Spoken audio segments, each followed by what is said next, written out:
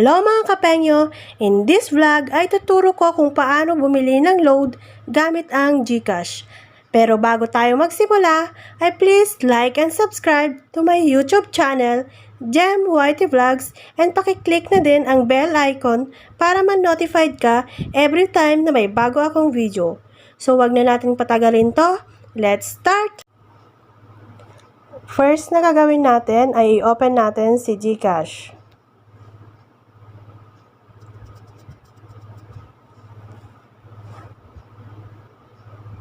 Then, enter your password.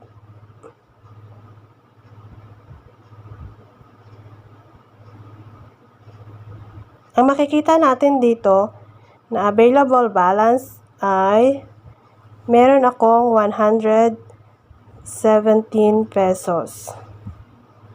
So, bago kayo mag-load ay siguraduhin nyo na meron kayong available balance.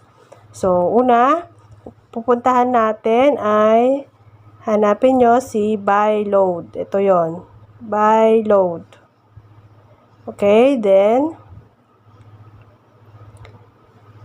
dito may nakalagay na buy load for yung number na ilo-loadan nyo. Ito, pindot nyo lang dyan, then i-type nyo na yung number na ilo-loadan nyo.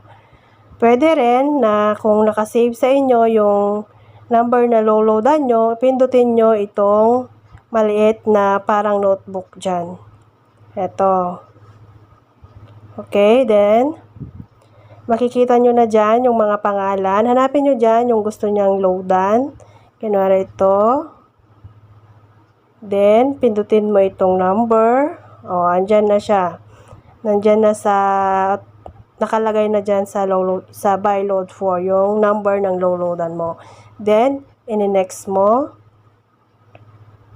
Then, mamimili ka dito kung regular, only Gcash, Go, Go Plus, Go Boosters, all-time favorites, all-in, surf, call and text, yung mga naka-unli yan, broadband, roaming, pwede rin ang yung kung signal o yung mga cable ang lolodan nyo, meron din dyan. Then, enter dito yung kung magkano ang ilo-load nyo. Pwede rin, hanapin nyo na lang siya dito. Meron kayong pagpipilian, kung 20, pindutin nyo lang yung 20. Pero kung, kunwari, maglo-load ka ng 5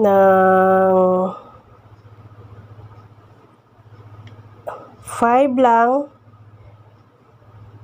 at wala dyan yung 5, wala kang pagpipilian, pwede mong pindutin lang, kumbaga parang pasa load lang, pwede rin yan, enter mo dyan. Pero kung ang ilo-load mo ay nandito naman, pindutin mo na lang. Kaya to, ilo-load ko dito ay 50. Ayan na, then i-next mo na lang. Wait mo lang, huwag mo i-cancel. Then, ayan. Yung laman ng Gcash is 117.50, total amount 50, then pay 50. Yan na, okay na siya. Gusto mo siyang i-save, ito lang ang pindutin mo. Ito. Masisave na yan. Ayan yung receipt. Okay mo, then done.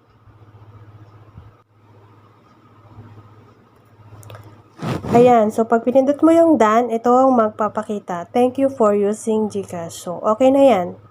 Ganun lang siya kabilis. So, ito na, nabawasan na yung aking balance. Kanina 117 yan, 0.19. Tapos ngayon, ito na lang. Dahil nag-load ako ng 50 sa kapatid ko, 67 na lang ang natira. So, ganun lang siya kabilis, guys. Ganun lang kabilis mag-load sa Gcash. So, back na natin. Hope you enjoy my easy tutorial, mga kapengyo. Bye-bye!